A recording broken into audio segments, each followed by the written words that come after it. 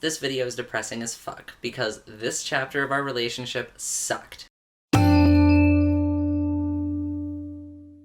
Okay, a lot of this stuff is not fun to talk about, and we're going to touch on parts of the story that I have talked about in other videos, so if there's any other video that pertains to this so that I don't have to go into detail on things like my Crohn's diagnosis, I'll link that down below so you can check it out. So, okay, I think we're ready to get this started.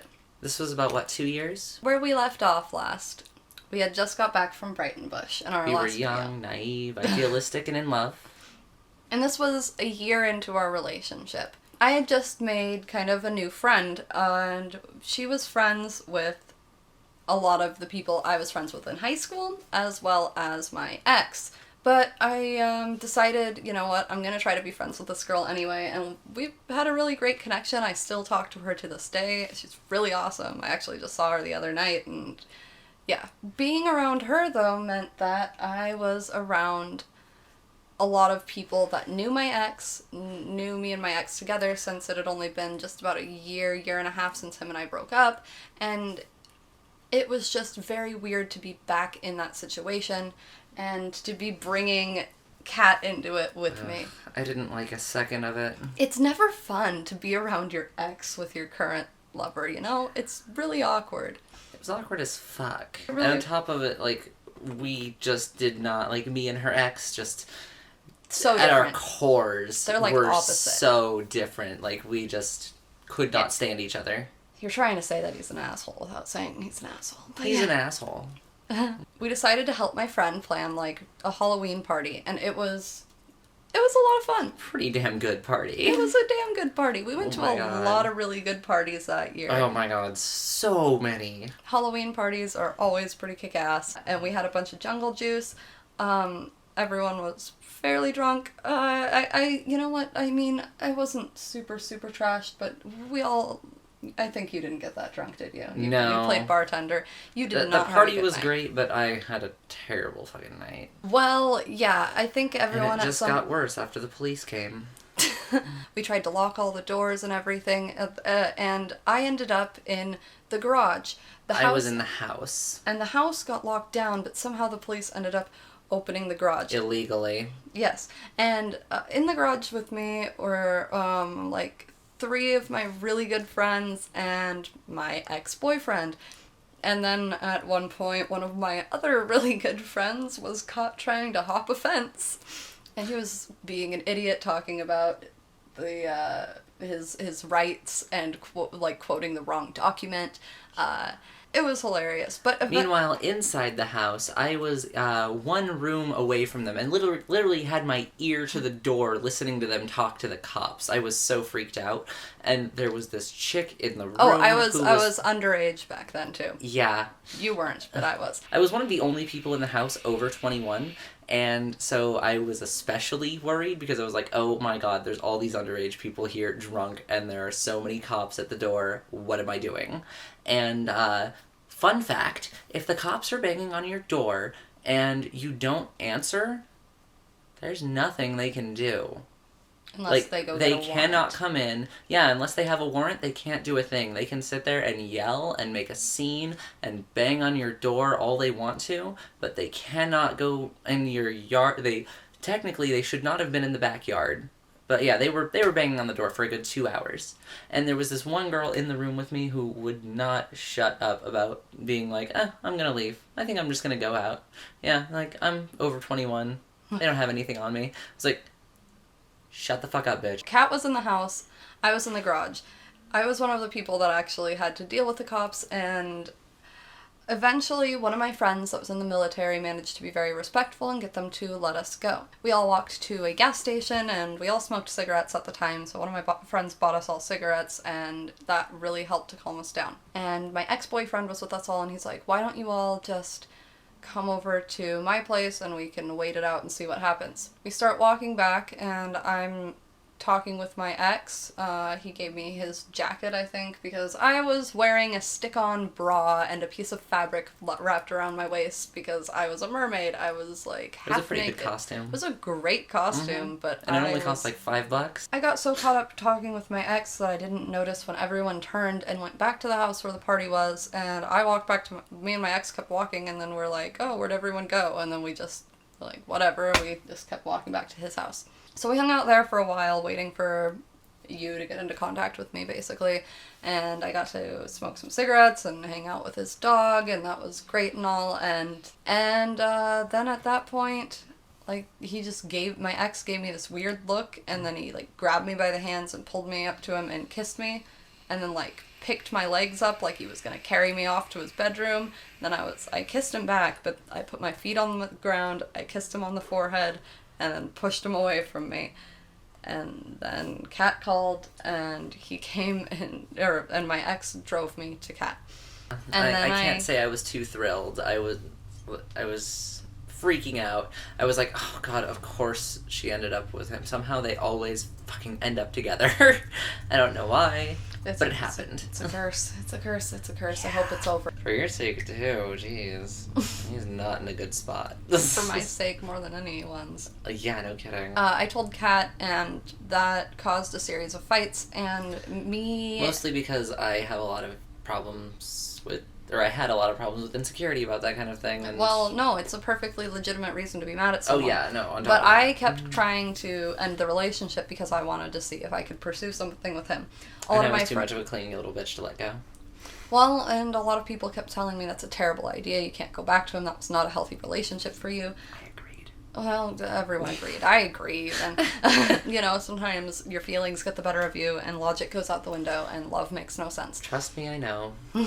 I don't know how, but I dropped my interest in him at some point, I guess, and moved on past it because we stayed together and... I don't really remember what happened, do you? Things were weird between us, and you basically said, like, you didn't want to leave until you knew it was, like, you just wanted to keep trying to make it work as long as you could. And so we kind of worked on that, even though I still had feelings for someone else. Around then was when I had my mental health breakdown, my big one. It was really major and awful, and my ex ended up tweeting something calling me like a psycho bitch after I went to his house having a mental health breakdown, like just having a meltdown with my scratching and everything. Kat was there for me and very supportive. She like took me to the ER. She helped me get therapy appointments. She just really helped me to go through one of the hardest points in my life, for my mental health at least.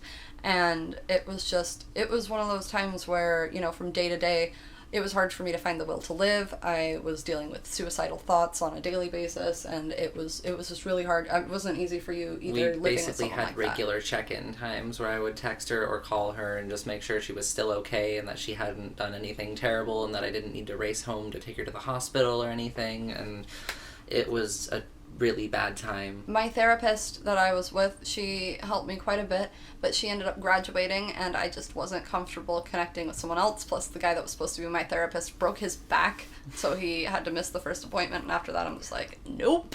I met this shaman and he did some energy work on me, and I don't know, after that I like miraculously just felt better for several months. With Kat being there for me like that in a way that I knew my ex never would have, and all these things, it just really strengthened our relationship. Yeah, no, we really bonded and like just realized that we could rely on each other. Yeah, and that's something people say happens, when you go through tough times with someone and you come out of it.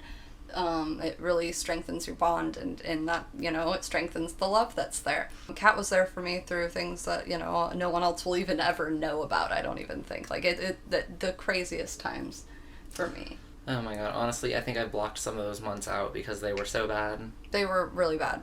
But things got a whole lot better. I focused on my modeling a lot, and it was doing very well with it. We were traveling a lot, just up to Portland and stuff, just throughout Oregon, doing a lot of traveling and shooting. She actually ended up supporting us for about 2 years doing that, and while things steadily got better, I think I stopped working entirely at that point, didn't I? You just drove me to shoots because it made more sense financially to do that than for you to have a job. Where I was working, I was making so much less than she was doing shoots. Like, she would make 2 or 3 times what I would in a day at work, and she was And I'd doing make that. it in like 2 hours. And she was doing it like 3 or 4 times a week, and I was just like, fuck this, there's no fucking point. But right when everything was going well again, I started dropping weight and getting really sick.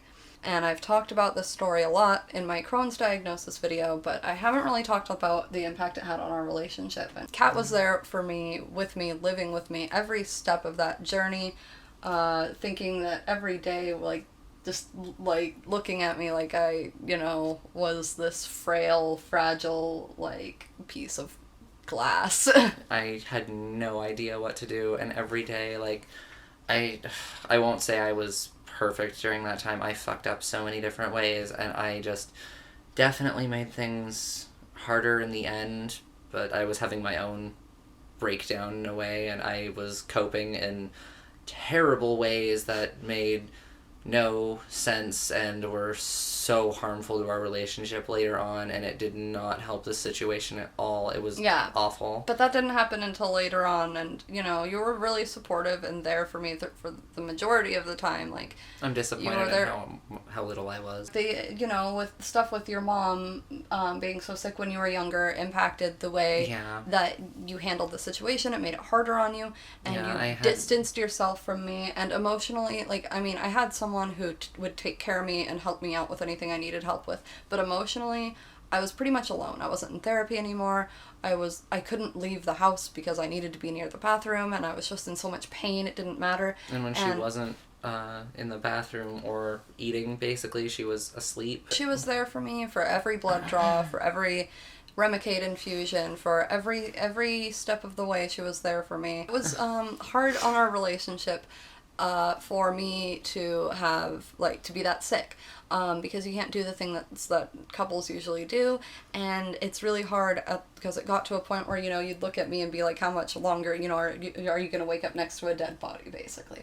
Yeah, I mean, I basically watched her almost die twice. Not even joking, not making things up, like, she was on her deathbed twice. But things did eventually get better both times thanks to steroids, which steroids take another type of impact. They really took away any sort of self-esteem I had about my looks because my face got bloated. Your body really changes when you're on prednisone. I'm not on prednisone anymore, thank goodness. But it was really hard on our relationship, and I just didn't feel attractive anymore, and she didn't really do anything to help that, unfortunately. I had withdrawn so much, I wasn't even sure how to begin reconnecting, because I knew, like, the steroids would end at some point because they were just so physically damaging, like, on the long term, that I didn't see, like, anything beyond it, and so I was just like, it's just gonna come back, it's just gonna get worse again, and I was basically just preparing for the second round of terribleness. Yeah, but not talking to me about it and using different outlets. And we ended up having some huge fights and almost breaking up. I got to a point where I packed all of your stuff up and, like, started packing all your stuff in boxes, and then I'm like, no, I can't do this. It was really bad. I felt, really hurt and betrayed, and I just felt like crap about myself, and we had a really difficult couple of months fighting all the time. All the time, but yeah, we were fighting all the time, and it was just so terrible. I don't even remember. Somehow we just started to pull out of it, though, and we kind of reached this place of indifference for a while where we were civil, but we were basically putting up with each other. Well, and then I started getting really sick again, and you fell back into taking care of me, and I think you felt like, oh, here's my chance, I need to make it up to you and do it right this time.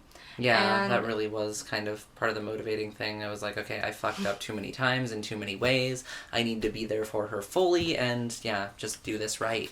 And that's one really hard thing about dating someone with chronic illness.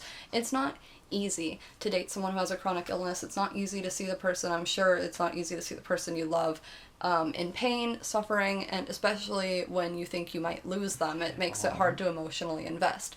So I understand to an extent. I mean, I'm obviously in the reverse of that situation, but I feel like I kind of get it. And it was really hard on us, but when we eventually pushed past being afraid of all those things, things really did get better. I felt more supported.